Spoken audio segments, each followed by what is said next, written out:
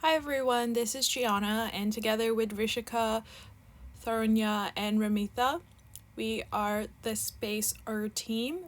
This is our submission for HackRU Spring 2021 for the Maverick track.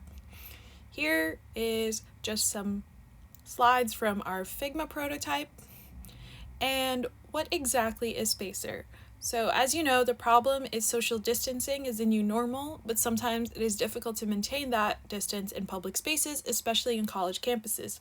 So, our solution, Spacer, makes it easier to stay safe by providing users with the current capacity of a space. When someone enters a room, such as the library, the gym, etc., they can check into the app and users can check available spaces in a room before they even visit it. This will limit unnecessary interactions in a post-COVID environment. Some challenges we faced include operating with limited programming knowledge, time, and resources, but despite that, our triumphs include improved our CSS, HTML, JavaScript, and prototyping skills in Figma, and we worked successfully in a virtual environment. Our future plans include integrating Google Calendar, Canvas, and HackRU Involved to streamline in-person events and scheduling.